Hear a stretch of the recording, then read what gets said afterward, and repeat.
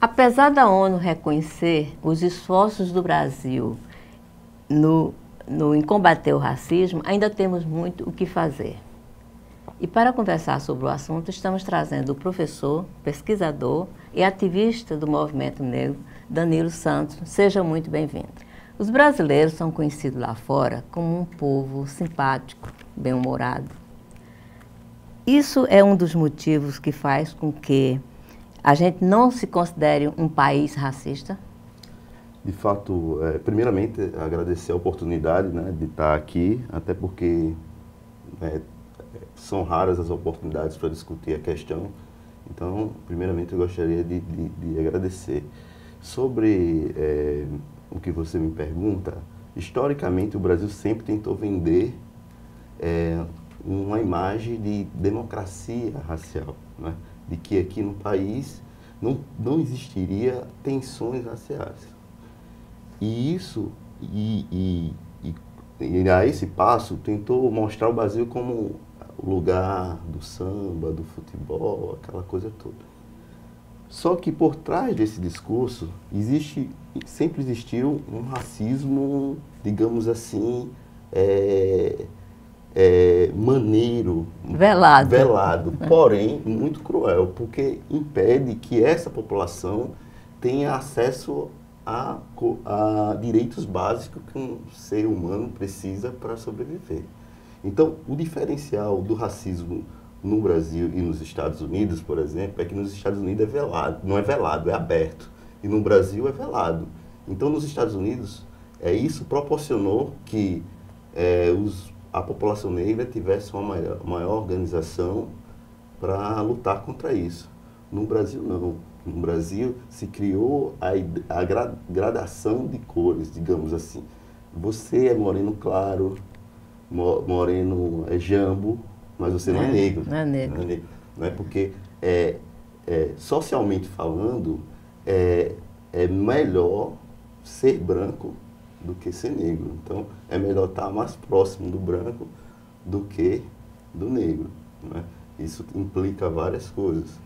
E esse sentimento racista de muitos séculos, né, também, isso é uma explicação para que essa sociedade garanta privilégios só para determinados grupos, né? E em detrimento da classe negra, né?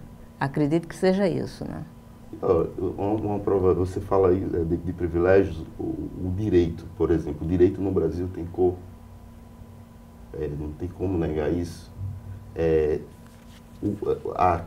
Tornar o racismo como crime foi fruto de uma luta de anos da população negra, do movimento negro como um todo, para conseguir isso como racismo. Recentemente foi criada uma categoria chamada injúria racial.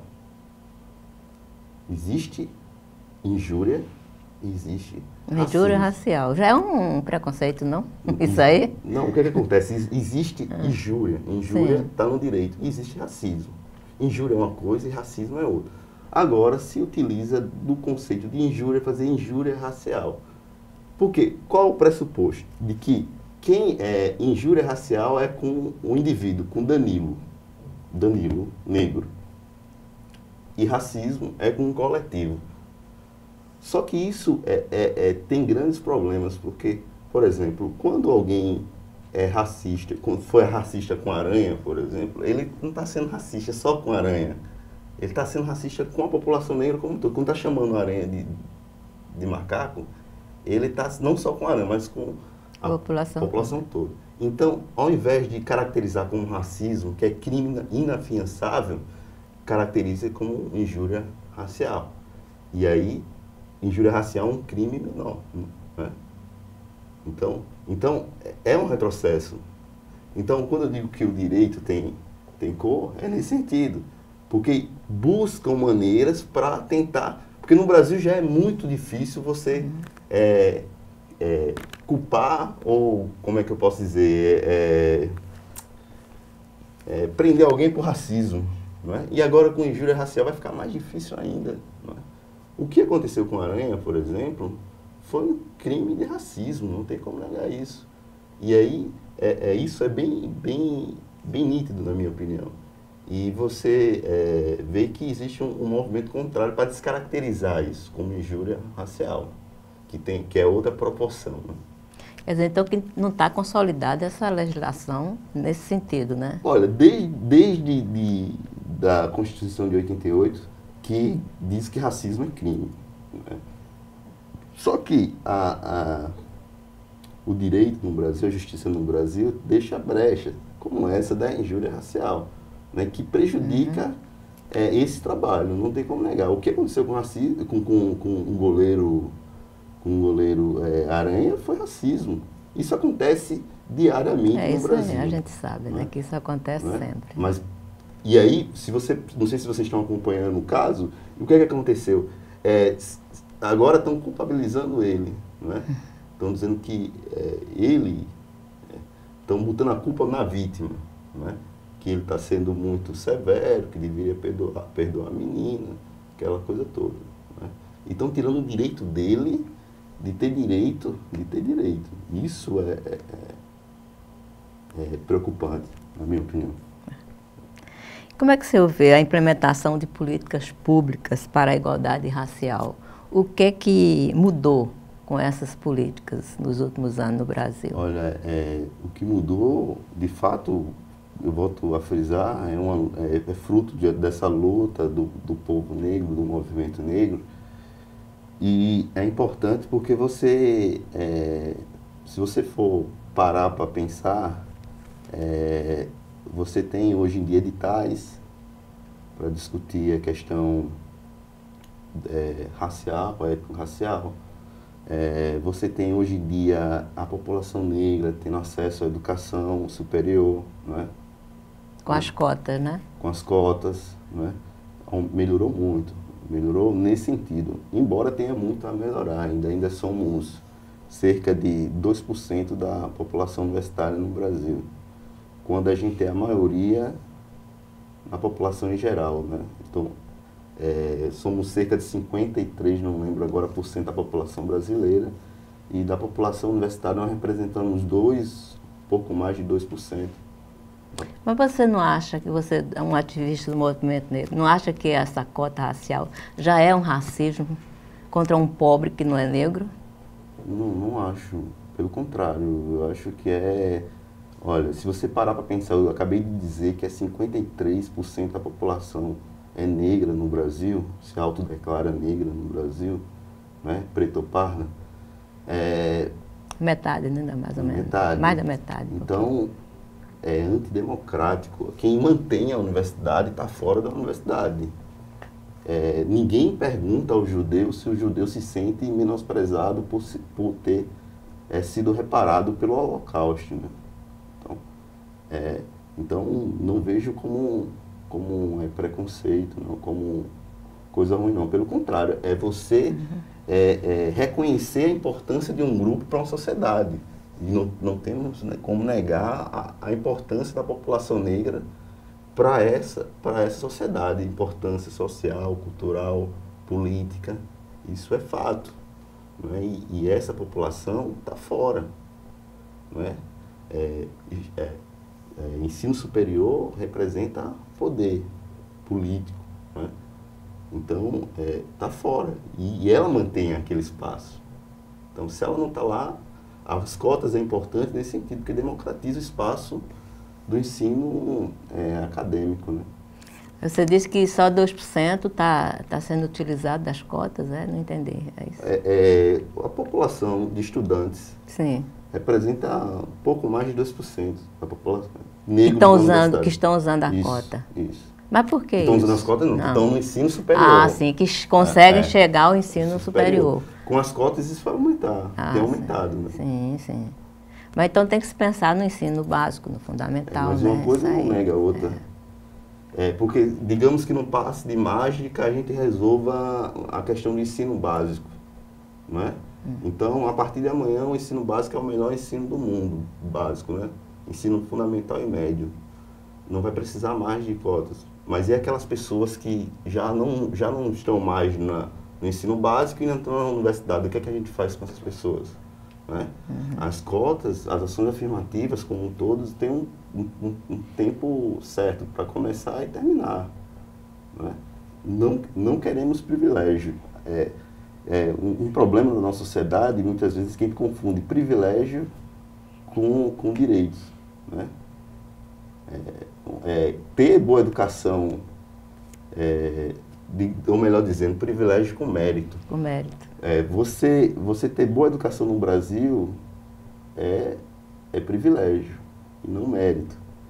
Eu não posso esperar que fulano ou fulano, sei lá, de Mandacaru, que trabalha o dia todo, possa concorrer com o cicrano que estuda de manhã, faz reforço à tarde e faz cursinho à noite. Isso, para mim, é desigual. Isso é desigual, não tem como negar. Então, eu acho que as ações afirmativas, como um todo, elas é importante porque ela possibilita que, digamos assim, iguais, da mesma condição social, possa lutar em pé de igualdade, né, por uma vaga na universidade, nos concursos públicos. Você concorda, por exemplo, que se cria esses órgãos públicos? Isso é importante para o movimento, criar esses órgãos públicos para difundir o que é debatido no governo e nos movimentos? Eu acho fundamental, eu acho importante. Como é que está isso, hein? Muito embora a coisa está acontecendo de forma que não me agrada, e que não agrada muito o movimento. Muito o movimento. Porque você cria, falando de forma local, João Pessoa você tem uma coordenadoria que é junto com a LGBT. No Estado você tem algo também que foi construído entre uma Secretaria da Mulher, da Igualdade Racial e LGBT. Então, você agrupa vários... Tem hora que fica alhos com bugalhos, né? Misturou. O grande problema é porque esses órgãos geralmente não têm recursos próprios, né? E quando você junta tudo, aí fica mais difícil. Por exemplo, a mulher já tem sua especificidade. A mulher deve ter seu espaço reservado, seu espaço para discutir as questões das mulheres. O LGBT, as questões LGBTs. E a população negra, as questões da população negra. Então, existem 3 espaços diferentes, não juntos. Então, muitas vezes, esses espaços são construídos, são pensados, mas que de forma engessada, né? Que está mais para arranjar emprego. E também para dar uma satisfação, mas embora não funciona como deveria funcionar. Fica como algo eventual, para fazer o 20 de novembro, para discutir a questão da conferência, 8 de março, nessa perspectiva. Então, quando o movimento pensou, o movimento em geral, quando pensa isso, pensa numa outra perspectiva, no secretaria, você tem na Bahia e em outros lugares que funciona dessa forma. Né? Aqui ainda a gente precisa avançar. Bom, é isso aí. Mas agora vamos para um pequeno intervalo comercial e voltaremos já com o professor Danilo Santos.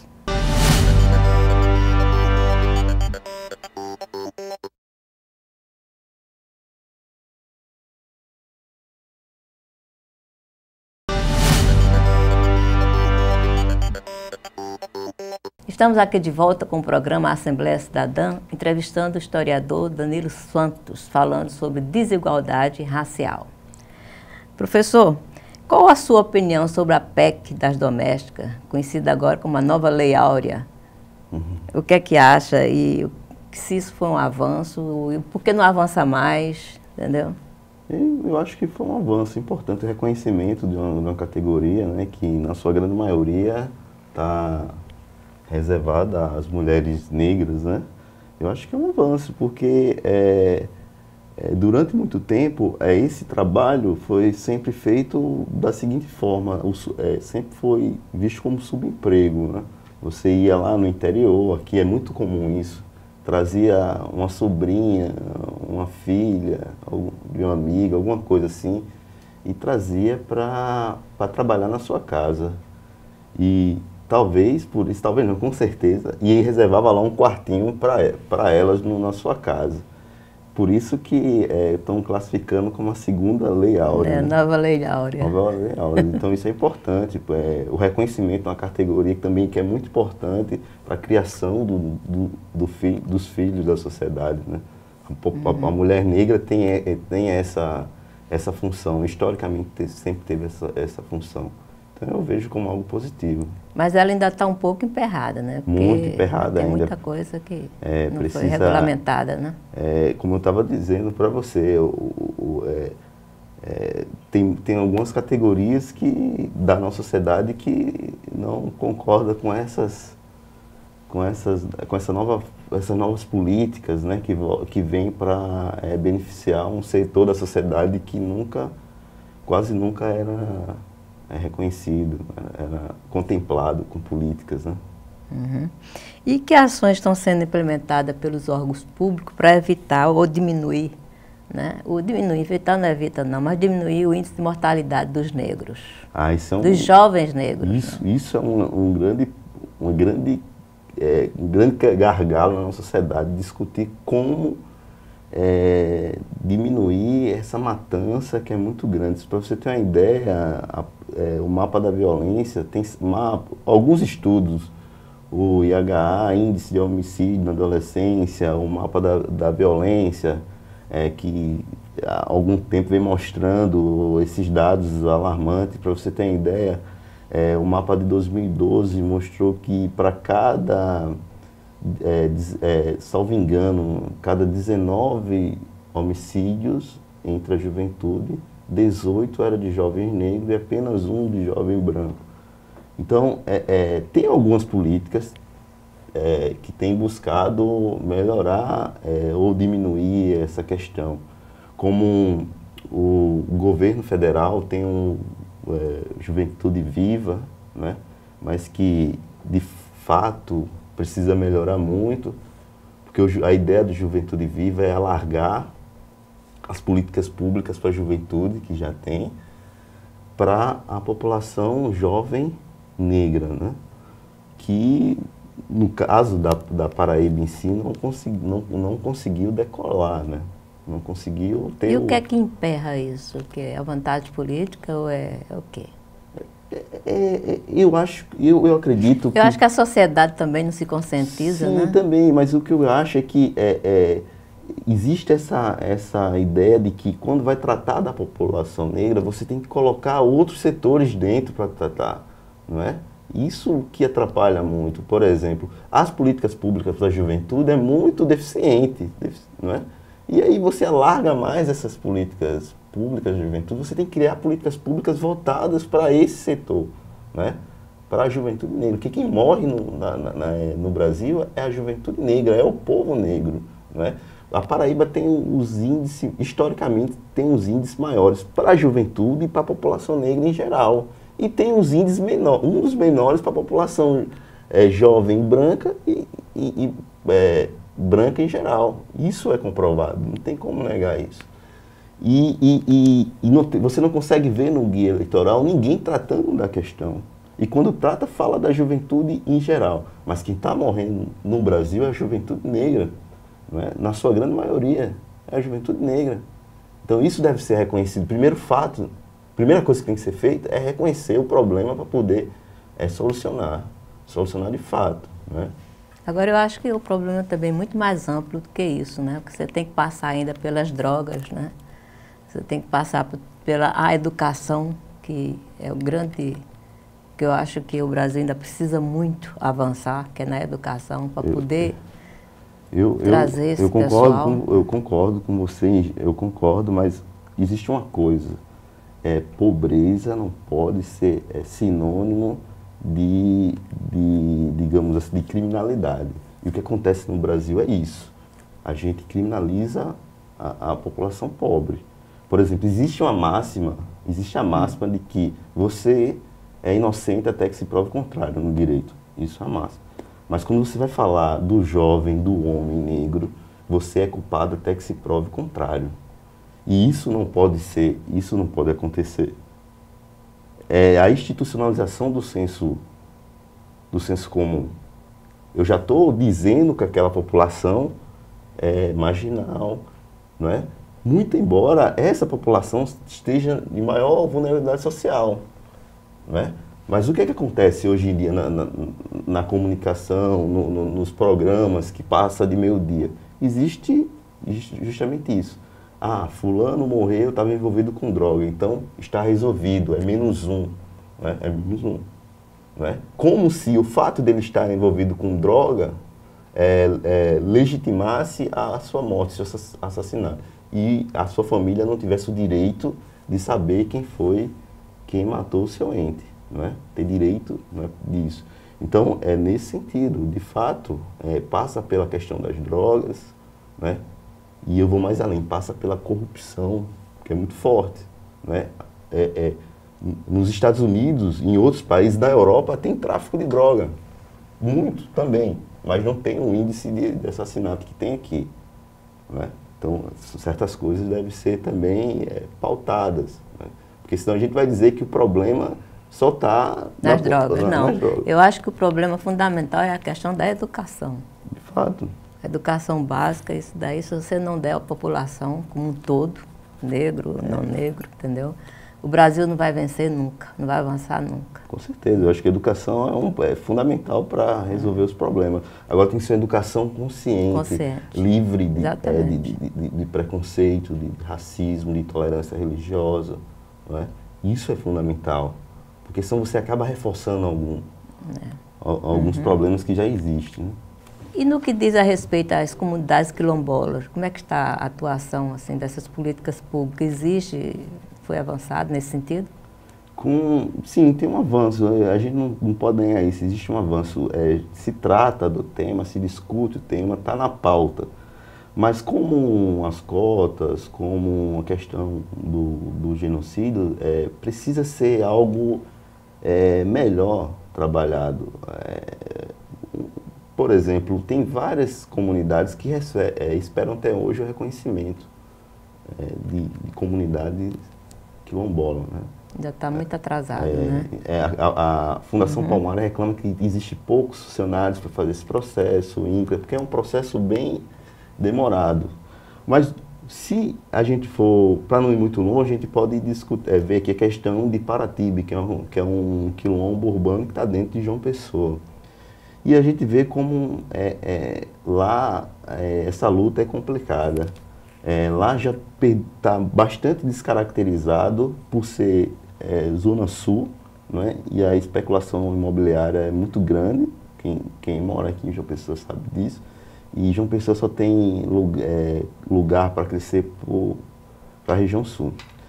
E com isso se descaracterizou muito, porque se derrubou muita mata, os quilombolas viviam da pesca e da coleta de frutos, que vendia fora da comunidade. Com a especulação imobiliária, ela derrubou, agora estão fazendo casa em tudo. Então, os quilombolas estão tendo que comprar, vão na Empasa comprar as frutas para vender. E isso, existe digamos assim, uma campanha dos grandes granjeiros, que chamam assim, tem lá naquela região, que visando descaracterizar esse processo de reconhecimento, que faz um trabalho contra.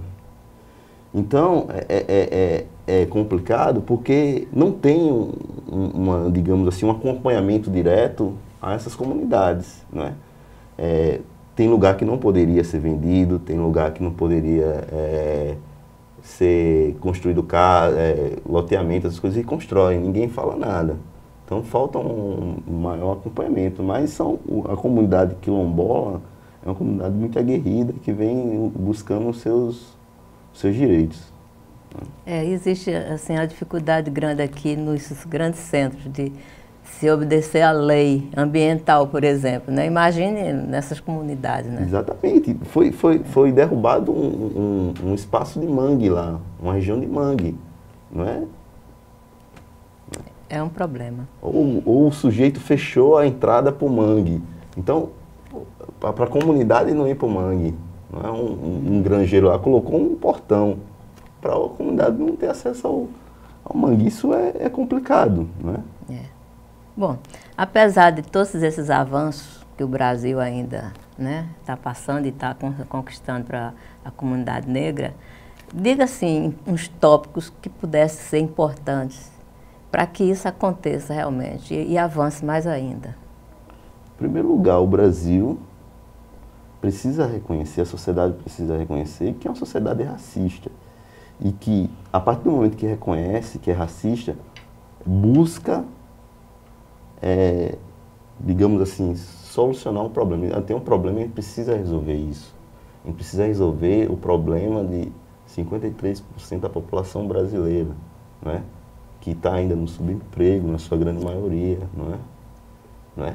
A gente não precisa, não pode ficar esperando que Danilo, fulano, beltrano, com muita custa, consiga chegar à universidade, por exemplo, ser um professor. Precisa criar a condição para mais de um Danilo, mais de um Aranha, mais de um Pelé, mais de um Joaquim, possa ter acesso a isso, né? Ter acesso a isso, para servir de exemplo. O exemplo é fundamental, porque quando a gente vai olhar na mídia, só tem o exemplo negativo. Você não consegue ver uma mulher negra num programa infantil trabalhando. Você só vê um padrão que é nórdico, não é? Xuxa, Eliane, não é? Angélica não representa o povo brasileiro. Assim, o movimento negro, por exemplo, não poderia trabalhar melhor a juventude brasileira para diminuir tanto esse racismo? O movimento negro, historicamente, sempre trabalhou, mas como eu estou dizendo, a luta... Dirigir mesmo para a juventude brasileira. A luta é árdua. Você tem, eu acabei de dizer, existe uma mídia contra, grande. Não é fácil isso. Não é fácil. E o movimento, dentro das suas limitações, consegue, né, fazer isso. Tem feito isso. Existe também um movimento